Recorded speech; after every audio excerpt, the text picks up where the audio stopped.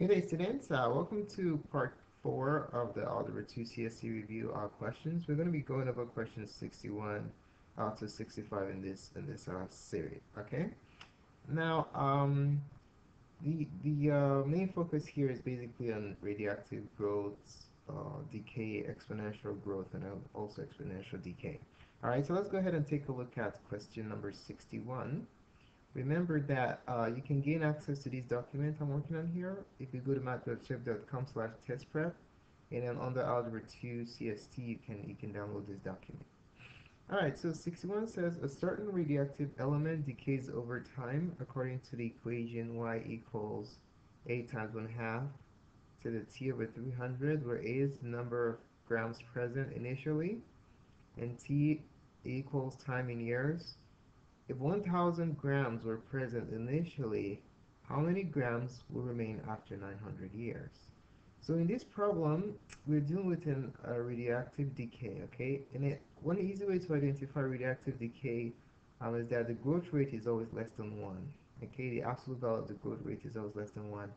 That means that it's going to be getting smaller and smaller as you see here. But we are given a model, so we just need to stick with the model. Anytime you're given a formula, you just use it. You don't need to use the general formula, okay? So the formula we're given here is y equals a times 1/2 raised to the t over 300, okay? Now, a is the initial amount, and we're told that the initial amount a uh, is 1,000 grams present initially. So a is 1,000 grams. Um, and then how many grams will remain after 900 years? So years is a unit of time, right? So that tells us t, the time, this exponential value right here is 900 years. All right, so what variable do we have left? We have a accounted for, and t, guess what? We need to find y. Y represents the amounts that you're going to have left, or the final amount, okay? So y we do not know. Alright, so what I'm going to do here is simply plug in these two values into my radioactive decay model and then compute what the value of y is. Alright, so let's go ahead and do that. Using the formula, I'll have y. A is 1,000, so we're going to have 1,000 times 1/2 raised to the t is 900 divided by 300. Alright, so let's go ahead and simplify this. Let me focus on this exponent first. So to do that, using the order of operations, I can divide by 100, which will just cancel out these two zeros. And then divide by 3. 3 goes here 1, 3 goes here 3. Alright, so this becomes 1,000 times 1/2 raised to the third power. Now what on earth is 1/2 raised to the third power? 1/2 raised to the third power. There are two ways you can do this. You can work it out, or you can distribute the power to both of them. Okay? So method one, if you wanted to do it, you can do it this way: 1/2 times 1/2 times 1/2. That's if you don't know the properties of exponents. You can just work it out if you're in doubt. So in this case, you have 1 over 8. Or if I want to be fancy, I can use the properties of exponent and do the following. I can write this as 1,000 times 1 to the third over 2 to the third. It just simply means I'll multiply 1 3 times, as I did over here, and then 2 3 times, okay? This is a more advanced approach, so we're going to have 1,000 times 1 times 1 times 1 is just 1, and then 2 to the third is 2 times 2 times 2, which is 8. Okay, that's exactly what we got up here when actually we're breaking it down. All right, so any method you like, you can use. All right, so in this case, we have 1,000 divided by 8. Okay, so we can divide this out. 8 goes into the different ways you can do this. You can keep dividing by 2 multiple times, or you can just divide straight out. I'm going to do my long division here. 8 goes into 10 once, and then you carry over 2.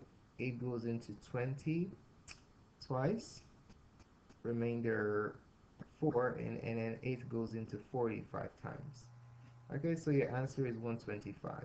What I just did right here is long division in a fractional form. So you can do your long division. You have 1,000 divided by 8 And then 8 goes here 1. 1 times 8, 8. You subtract, you have 2. Bring down the 0. 8 goes into 20 twice. 2 times 8 is 16. Subtract, you have 4.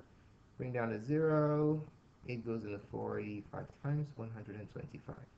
Or another way you can do this is you just keep dividing by a common factor that you know, like 2, for example. You have 500, and then divide by 2, you have 250, and then 125 over 1 will be your answer. All right? So we can clearly see that the answer to question 61 is option C. All right? Okay. Now let's move on to question 62. Uh-oh, too far. All right, question 62 says, bacteria in a culture are growing exponentially with time as shown in the table below. Which of the following equation expresses the number of bacteria Y present at any time t? So the general form, we're not given a model here, so you expected to know what the general form for radioactive decay or exponential growth, exponential growth is. So the model for exponential growth is Y equals a sub 0 r to the t. Okay? Alright, so what does this mean? A sub 0 is the initial amount. Alright, A sub 0 is the initial amount. R is the growth rate. Growth rate. One way you can find this is by dividing the A2 over A1, or you can also the same thing as A3 over A2, or AN divided by AN minus 1. All right, so just by dividing the amount in two time periods, you can figure out what the growth rate is. All right, and then T is basically the time. All right, so in this problem, our task is to figure out the initial amount and the growth rate, because we're looking for the amount of bacteria present at any time t. So t is going to remain a variable. All right, so let's list what we know and what we don't know. A sub 0, the initial amount in this problem, is what you had at day 0. On this table, you can see at day 0 you had 100 bacteria. So at A sub 0, where you're starting from, is 100. The rate we can get by dividing any two consecutive amounts of bacteria. So I'm going to do A sub 0, which is the initial amount. I'm sorry, I'm going to do the A sub 1 divided by A sub 2 divided by A sub 1. I want to know what I keep multiplying by. So A2 over A1. To know the growth rate, which is 200 over 100. 200 over 100 is 2. Another way you can figure this out is you ask yourself, what do I keep multiplying by? 100 times what is 200? 2, right? Or 200 times what is 400? 2. So you keep multiplying by 2. That basically means that the rate is 2. Okay? All right, and the time t is going to be t. All right? And then since we don't know what t is, y is going to be y. It can't have a numeric value because we have a variable on the right side of the equation. All right, so I'm going to put all of this into the model I showed you earlier, this model right here, and then that's going to generate our final answer. Okay, so we're going to have y equals a sub 0, which is 100, times the growth rate, which is 2, times 2 raised to the power t. Okay, so using that formula up there, this is what we'll end up with, and we can clearly see that our answer is option B. All right, let's move along to question number 63. Question 63. It says, if the equation y equals 2 to the x is graphed, which of the following values of x would produce a point closest to the x-axis? Okay, so what we really need to know here is what the graph of an exponential function looks like, and then we can go from there. So what does the graph of an exponential function look like? Like y equals a to the x. What's the general form? Well, let's make a sketch of what the general form of an exponential curve looks like, and then that can help us answer the question, okay? So if there goes my axis, now an exponential curve looks like this. It goes like this. All right. This is the pattern that it has. So what does this tell me? It tells me that the smaller x value is, the closer the point is to the x-axis, because this is the x-axis. And then the higher an x value is, the farther it is from the x-axis. Okay? So the smallest out of all of these x values will tell me exactly where, will be the one that yields the points that's closest to the x-axis. Okay, so all I need to do is I need to order this from smallest to greatest, and then the smallest will be the one that will yield the closest point to the x-axis. All right, so let's look at our options. For A, we have 1/4. For B, we have 3/4. For C, we have 5/3. And then for D, we have 8/3. Okay, so I like to order all of them on this line right here to see which one yields the point closest to the x-axis. Now, I don't know which is the biggest, so how about I make all of them have the same common denominator? All right, so what is the LCD of 3 and 4, since those are the denominator values?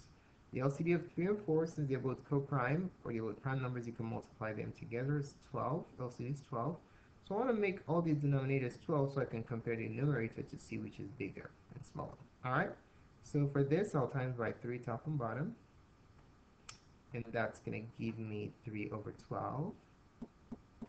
And then with the next one, I'll times this by 3 top and bottom also to make the denominator 12. This would give me 9/12. And then for 5/3, I'll multiply by 4 top and bottom to make the denominator 12. And that will yield 20/12. And then for the last one, I'll multiply by 4 top and bottom. And that will yield 32/12. So we can clearly see that it looks like they're in ascending order. A is the smallest, and D is the greatest in that order. So let me put these measures on the graph. So if I wanted to graph put these points here, well, I have 4 values. X values 1, 2, 3, 4. Guess what? A will be the first one, and it will have B, C, D, because they're in increasing order. So guess what? A is the one that yields the point that's closest to the x-axis. Because you see how close A is to the x-axis? This is the output value right here. This is the length. And then when we have B, what's happening to the distance from the x-axis is actually getting further away, right? So B is, you see, B is of a greater length. And then we have C, let's sketch down, yeah, C, like that's getting further and further away, and then you have D. All right. So basically, the closer you are to the x-axis for an exponential curve, the closer the graph is to the x-axis. All right. I mean, the smaller you are to 0, the smaller the number is, the closer you are to the x-axis. So since A is the closest to 0, or the smallest, it yields the smallest distance from the x-axis. So we can clearly see that option A is the correct answer. All right, let's move on to the next question, question 64. It says, which table below correctly describes points of the exponential function fx equals 3 to the negative x minus 2. All right, so this question is assessing your ability to generate an input and output table using this function right here. All right. So let's go ahead and make a table of values and then see which one matches our final result. We can check our answers as we go. So if we can, we don't have to do everything. If we see a table that stands out that matches what we have, then that will be our final answer, okay? So we have x, and to find my output f of x, I'm going to have to input my x values into this function, 3 to the negative x minus 2, all right? Okay, so let's start with the first input value. I'm just going to test, you see, if you notice, all the options are -2, -1, and 0, so those are the test values we're going to use. So let's start with the first one, which is -2. Okay, -2, basically, the output for -2 is f of -2. which basically means we're going to substitute -2 for x, okay?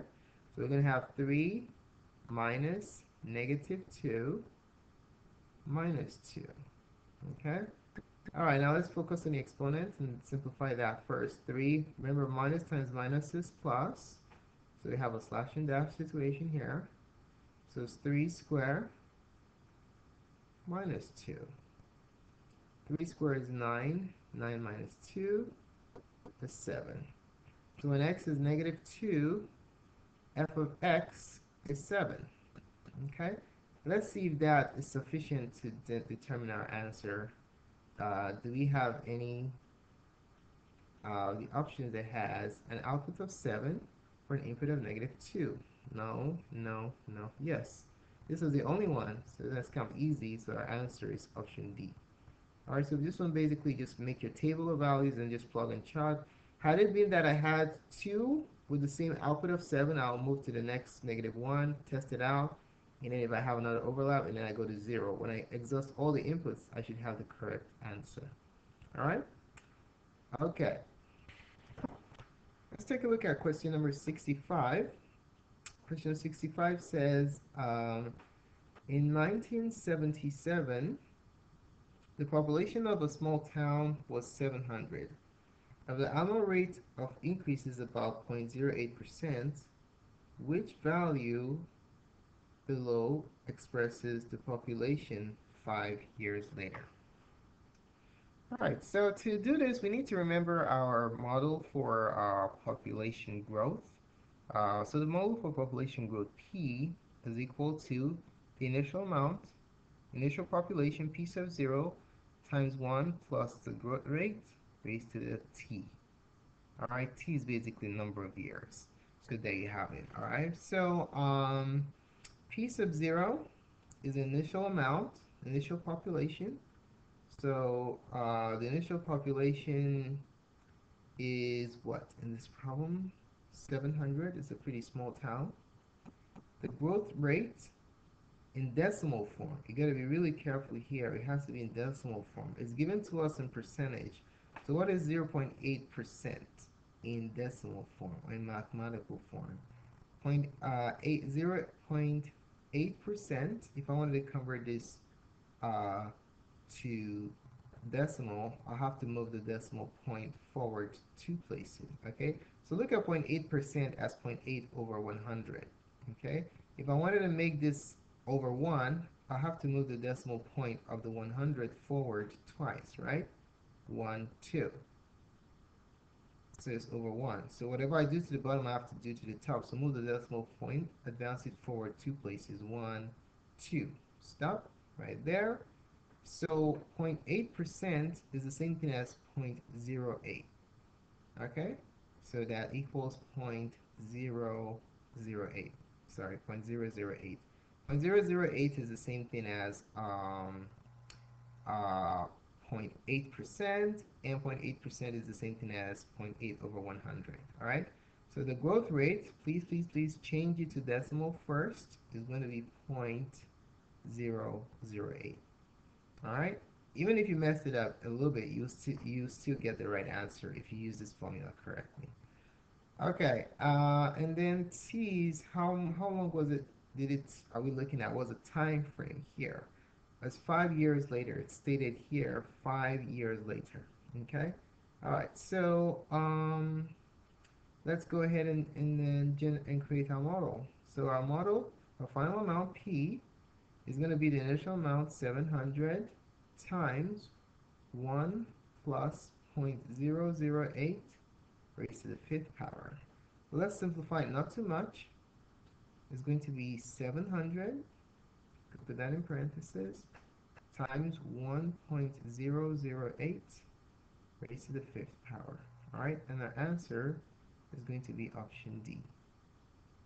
So the bottom line here is just remember your exponential growth and decay models. Alright, so that's that.